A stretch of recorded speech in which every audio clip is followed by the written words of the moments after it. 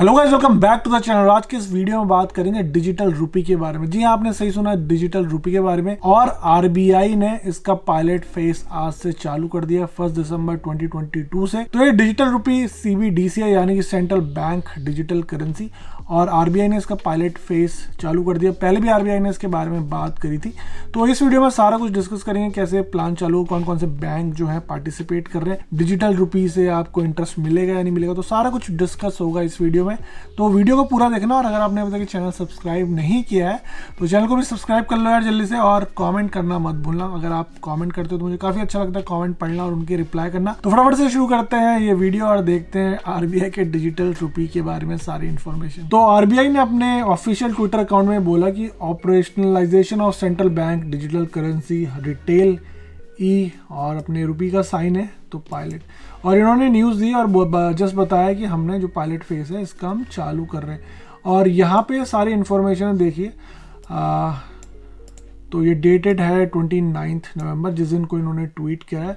और ये जो यहाँ पे पीडीएफ है, सारा कुछ जो यहाँ लिखा है जितने पॉइंट्स, वो इस पीडीएफ में भी है। तो अगर आपको ऑफलाइन पढ़ना है या किसी को शेयर करना है तो ये यूआरएल शेयर कर सकते हैं, या फिर ये पीडीएफ भी शेयर कर सकते हैं। बट मैंने क्या किया, यहाँ पे जितने भी इम्पॉर्टेंट पॉइंट्स हैं उनको ग्रीन कर लिया ऑलवेज, कि आप फटाफट से इनको देख सकें। तो सबसे पहले बात करते हैं कि ये पायलट फेज कब शुरू हो रहा है। जैसे मैंने कि आपको बताया कि ये जो पायलट फेज है ये स्टार्ट हो रहा है दिसंबर 1 को, ठीक है। तो आज ये पायलट फेज स्टार्ट हो रहा है रिटेल डिजिटल रूपी का। तो ये जो पायलट फेज हो रहा है ये क्लोज यूजर ग्रुप में हो रहा है, जिसमें कुछ लोग पार्टिसिपेट करेंगे, कुछ सिटीज़ पार्टिसिपेट करेंगे, कुछ मर्चेंट्स पार्टिसिपेट करेंगे। तो ये पूरा ओपन नहीं है। तो इन्होंने साफ साफ लिखा कि this is a closed user group comprising participating customer and merchant. तो किसी को ये सुविधा दी जाएगी। और जो इसमें इम्पॉर्टेंट बात है कि यहाँ पे देखो लिखा है कि ई रुपीज़ या डिजिटल रूपी मैं इसको बोलूँगा, तो आप जब भी मैं डिजिटल रूपी बोलूँ तो आप ये सिंबल समझ जाना। तो इन्होंने बोला would be in the form of digital token that represent legal tender. तो हमारे जो नोट्स होते हैं वो सारे लीगल टेंडर होते हैं। तो ये जो डिजिटल रूपी है या डिजिटल करेंसी है, आप क्रिप्टो करेंसी से मैं कंपेयर नहीं करूंगा इसको। तो ये जो डिजिटल रूपी है ये इक्विवेलेंट होगा हमारे लीगल टेंडर, यानी कि जो हमारी करेंसी है, नोट्स हैं तो या कॉइन्स हैं तो उनके इक्विवेलेंट होगा बिल्कुल। और देखो इन्होंने यहाँ पे लिखा भी it would be issued in the same denomination that paper currency and coins are currently issued। तो जैसे अभी करेंसी के नोट्स दिए जाते हैं, सिक्के दिए जाते हैं, 5 के, 10 के, 20 के नोट होते हैं, 100 के, 200 के, 500 के, तो वही करेंसी उसी वे में ये आपको डिजिटल करेंसी भी मिलेगी, डिजिटल रूपी भी मिलेगा। मतलब जैसे अगर 1 रुपी, हमें 1 रुपी का सिक्का होता है तो उसी के इक्विवेलेंट 1 डिजिटल रूपी भी होगा, या 2000 का नोट होता है तो 2000 की डिजिटल करेंसी भी होगी। और इन्होंने लिखा it will be distributed through intermediaries banks. और ये बैंक के थ्रू है, जैसा हमें पता है ये बैंक ही कर सकता है, ये डिजिटल करेंसी मतलब डिजिटल रूपी है और लीगल टेंडर है, तो सब कुछ बैंक के थ्रू होगा। और इसके लिए आपको एक डिजिटल वॉलेट मिलेगा। तो जो भी पार्टिसिपेटिंग बैंक है, यानी कि एसबीआई, येस बैंक, आईसीआईसी, जो भी पार्टिसिपेटिंग बैंक हैं वो आपको डिजिटल वॉलेट देंगे, और उसी के थ्रू ये आपके पास डिजिटल रूपी अवेलेबल होगा। और सबसे इम्पॉर्टेंट बात है कि transaction can be both person to person, यानी कि P2P, and person to merchant. तो आप किसी पर्सन को भी ये पैसे, या डिजिटल रूपी बोले, डिजिटल रूपी भेज सकते हैं, या आप किसी मर्चेंट को पेमेंट भी कर सकते हैं डायरेक्टली। जैसे अपने यूपीआई से हम QR कोड स्कैन करते हैं, या अगर आप क्रिप्टो करेंसी की बात करें तो हम अपनी क्रिप्टो वॉलेट से जैसे QR कोड स्कैन करते हैं या उनके एड्रेस में भेजते हैं, तो वैसे ही आप डिजिटल रूपी के थ्रू भी किसी को भी पेमेंट कर पाएंगे। और साफ साफ लिखा है कि it offers physical cash like trust, safety and settlement finality, ठीक है। तो कैश के जितने भी फीचर कैश के हैं वो सारे जो फीचर हैं इस डिजिटल करेंसी के होंगे। तो चलिए बात कर लेते हैं कौन कौन से बैंक इसमें पार्टिसिपेट कर रहे हैं। तो यहाँ पे लिखा है स्टेट बैंक ऑफ इंडिया, ये देखिए State Bank of India, ICICI Bank, Yes Bank and IDFC first bank in 4 cities. तो 4 सिटीज़ में ये 4 जो बैंक हैं वो अभी पार्टिसिपेट कर रहे हैं, और उन्हीं के थ्रू आप अगर आपका, तो बेसिकली अगर आपका उन बैंकों में अकाउंट है तो वहाँ से मेरे ख्याल से जो भी एग्जिस्टिंग कस्टमर है उन्हीं के साथ ये लोग ये पायलट फेज स्टार्ट करेंगे।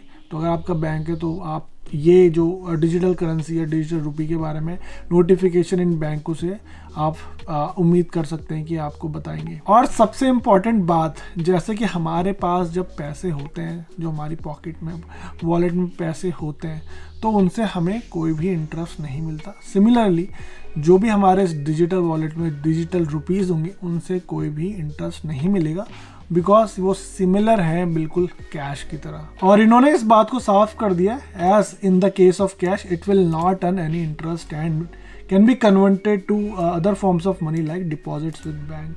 तो सिमिलर जैसे कैश होता है, जैसे मैं बता रहा था आपको कि इनसे कोई इंटरेस्ट नहीं मिलेगा, बट आप इनको एज अ कैश, जैसे हम कैश डिपॉजिट करके आप एफडी करा सकते हैं या कैश डिपॉजिट करके आप कुछ भी कर सकते हैं बैंक में, तो सिमिलर फीचर है। आप डिपॉजिट करके अपने मतलब डिपॉजिट कर सकते हैं, उसके ड्राफ्ट बना सकते हैं या एफडी करा सकते हैं, जो भी आप जैसा आप कैश यूज़ करते हैं वैसा सिमिलरली आप इसको यूज़ कर सकते हैं। तो अगली जो इम्पोर्टेंट बात है, यहाँ पे 8 banks have been identified to face this participation in the pilot. तो जैसे बता रहा था कि आपको 4 बैंक है, नहीं 4 बैंक नहीं है, टोटल 8 बैंक है, पर मैंने 4 बैंक आपसे इसलिए बोलता कि स्टार्टिंग के जो फेस है वो सिर्फ 4 बैंकों के साथ हो रहा है, और उसका जो बाद में जब इन 4 बैंकों के संग स्टार्ट हो जाएगा पायलट फेज, तो उसके बाद उन अगले 4 बैंकों को ये डिजिटल रुपी इशू करना, जो भी इनका पायलट फेस रहेगा वो उन अगले 4 बैंकों को दिया जाएगा। तो अगले जो 4 बैंक हैं वो bank of Baroda, union bank of India SDFC और कोटक महिंद्रा बैंक। ठीक है, तो ये पहले 4 बैंक थे कि SBI, ICC, yes bank, IDFC first bank, और उसके बाद है bank of Baroda, union bank of India SDFC and Kotak Mahindra. तो ठीक है, तो और जो ये डिजिटल रुपी पूरा पायलट फेस में जो स्टार्ट हो रहा है, पहले स्टार्टिंग में सिर्फ 4 सिटीज़ के अंदर स्टार्ट हो रहा है। तो पहला है मुंबई, फिर न्यू दिल्ली, फिर बेंगलुरु और उसके बाद भुवनेश्वर। और ये जो पायलट फेस है डिजिटल रुपी का, ये पहले 4 सिटीज़ के संग चालू होगा, जो कि है मुंबई, न्यू दिल्ली, बेंगलुरु एंड भुवनेश्वर।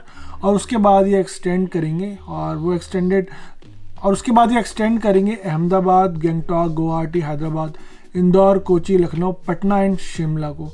तो काफ़ी सारे सिटीज़ हैं इसमें, और पॉपुलर सिटीज़ तो हैं ही हैं, मुंबई, न्यू दिल्ली, बेंगलुरु और भुवनेश्वर। इनको पहले स्टार्ट करेंगे, उसके बाद अलग अलग बोल रहा हूँ, अदर सिटीज़ के पायलट फेज चालू होगा।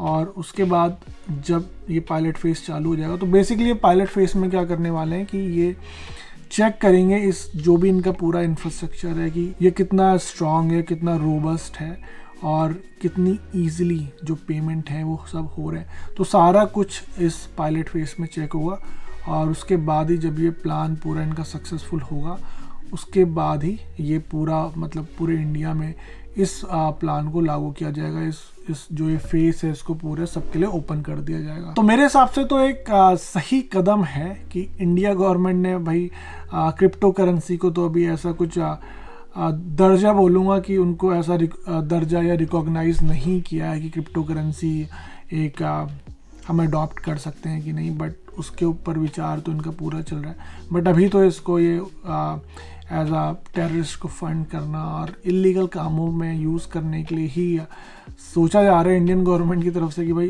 क्रिप्टो करेंसी का यूज़ वहीं हो रहा है। बट आई थिंक अगर ये जो इनका डिजिटल करेंसी है, डिजिटल रुपी है, इसको ये पायलट फेस करके अगर इनको कुछ पॉजिटिव चीज़ें दिखेंगी तो मे बी इन फ्यूचर वो क्रिप्टो करेंसी के लिए सोच सकते हैं। बट आई थिंक जो ये पूरा सिस्टम होता है बैंकिंग का, तो बैंक क्या चाहता है कि सारी जो पैसे हैं इनके पास सेंट्रलाइज्ड रहें, और डिसेंट्रलाइजेशन में इनको होता है घाटा। तो वो बात की बात देखेंगे कि भाई अब RBI अगर या इंडियन गवर्नमेंट कुछ करे कि भाई डिसेंट्रलाइज्ड करना है तो कर सकते हैं। बट अभी मुझे लग रहा है कि कुछ टाइम तक जो हमारी ये लीगल टेंडर है और ये डिसेंट्रलाइज तो नहीं होने वाले। एटलीस्ट सेंट्रलाइज्ड हो चुके हैं या डिजिटल करेंसी बन चुकी है और नोट बन चुकी है, पायलट फेज चालू हो गया है, तो ये थोड़ी अच्छी न्यूज़ है। बट क्रिप्टो करेंसी का जो एडॉप्शन है मेन स्ट्रीम में इंडिया में बाय द गवर्नमेंट, मतलब लोग तो यूज़ कर रहे हैं, बट अभी हम लोगों को क्या दिक्कत आ जाती है, कभी जो इंडिया के क्रिप्टो करेंसी एक्सचेंजेस हैं उनकी जो एसेट्स हैं वो फ्रीज़ कर देते हैं, मतलब बहुत सारी टेंशन्स हैं, बट एक बार गवर्नमेंट ये समझ जाए कि हमारी जो ये क्रिप्टो करेंसी है कितना बेनिफिट है इसका, तो आई होप उसके बाद ही क्रिप्टो करेंसी को रेगुलेट कर दे। तो इतना ही था इस वीडियो में। ऐसी इंटरेस्टिंग इन्फॉर्मेशन मैं आपके संग शेयर करता रहूँगा, तो प्लीज़ इस चैनल को सब्सक्राइब करें और वीडियो को लाइक करें और कमेंट करके भी जरूर बताएं। और आप यार ट्विटर में फॉलो नहीं कर रहे हो आजकल, तो ट्विटर में भी फॉलो कर लो। अब मैं आपसे मिलूंगा अगले किसी इंटरेस्टिंग इन्फॉर्मेटिव वीडियो संग। Till then invest safely and invest wisely.